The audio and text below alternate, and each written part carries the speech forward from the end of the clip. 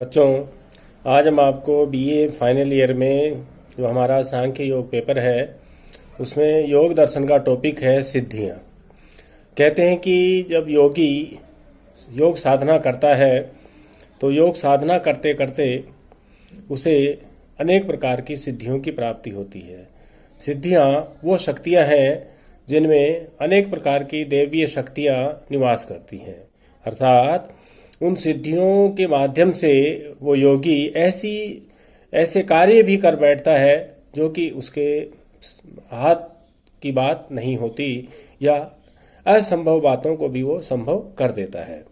तो ये योगी जो है इतनी निरंतर कठोर वर्षों की तप साधना के पश्चात उनको ऐसी सिद्धियों की प्राप्ति होती है। अब बात करते हैं कि ये सिद्धियां कितने प्रकार की है। तो हम योग दर्शन को देखें तो योग दर्शन में इन सिद्धियों की संख्या 8 बताई गई है कि योगी योग साधना करते समय साधक को विशेष अवस्थाओं में विशेष सिद्धियों की प्राप्ति होती है, और ये विशेष सिद्धियां जो हैं कुल 8 प्रकार की मानी गई हैं। अतः इन्हें अष्ट सिद्धि या अष्टैश्वर्य भी कहते हैं।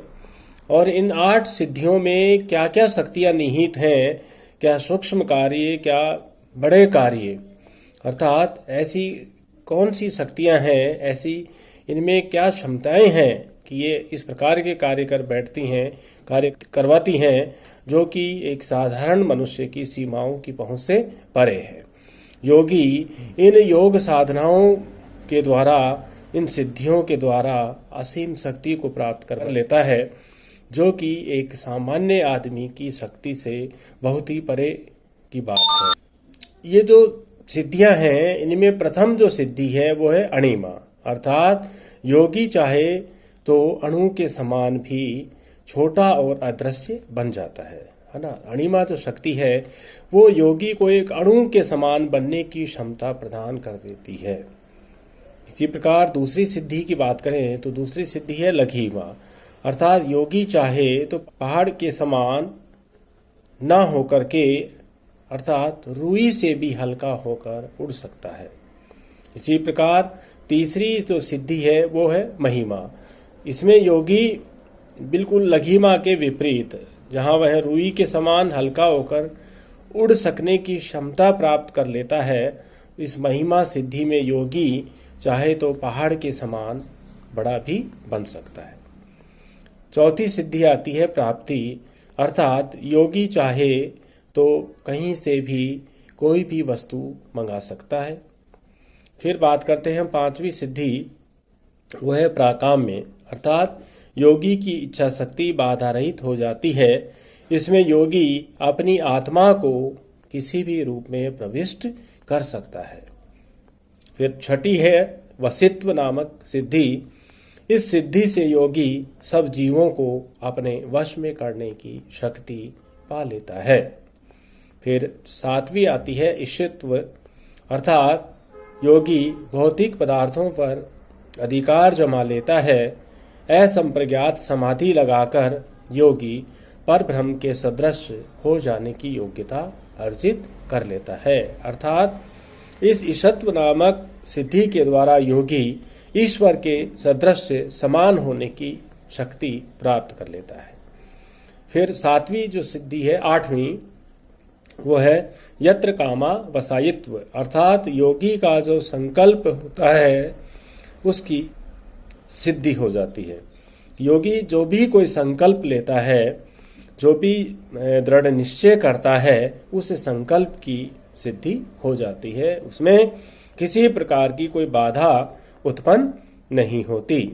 लेकिन योग दर्शन का आदेश है कि साधक इन ऐश्वर्यों के लोभ से योग साधना में प्रवृत्त ना हो।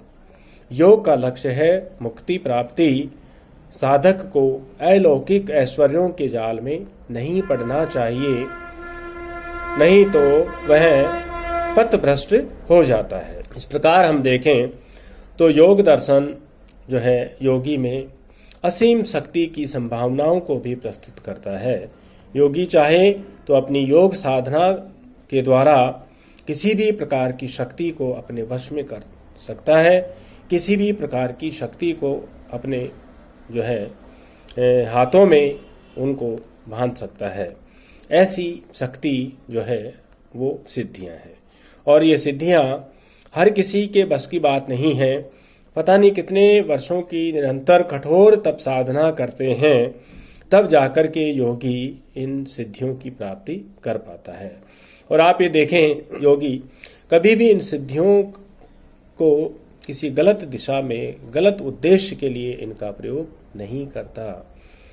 और इन सिद्धियों को जो है वो समाज के लिए शुभ उद्देश्यों की प्राप्ति में ही वो इनको काम में लेता है, नहीं तो जाने कितने प्रकार के अनर्थ कार्य संपन्न हो जाते और इस ब्रह्मांड के लिए एक संकट उत्पन्न हो जाता। लेकिन हम देखें तो योगियों ने अपने तप के बल पर समाज को, राष्ट्र को एक नई दिशा देने का ही सदैव प्रयास किया है। उन्होंने देश के विकास और समाज की उन्नति के मार्ग में कभी बाधा या अवरोधक पैदा ना किया, अपितु उन्होंने एक राह दिखाने का ही काम किया है।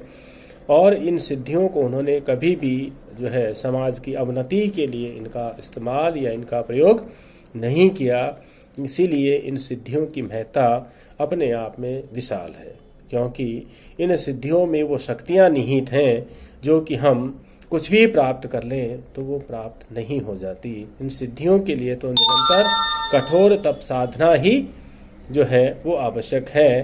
तभी हम इनसे जो है, इन सिद्धियों से हम अपने आप को जो है उनके साथ में साक्षात्कार कर सकते हैं और इन सिद्धियों को प्राप्त करके हम वास्तविक योगी होने की शक्ति और सामर्थ्य को अर्जित कर सकते हैं। तो बच्चों, इन सिद्धियों को ध्यान से पढ़ करके इनको याद करेंगे और देखेंगे कि योगियों में कितनी परम शक्तियां निहित थी, कितने प्रकार के कठोर तप साधना करते थे, तब जाकर के उनको ये सिद्धियां प्राप्त होती थी। तभी वो समाज और राष्ट्र को एक जो है सकारात्मक और एक नई जो है दिशा देने का कार्य करते थे। धन्यवाद।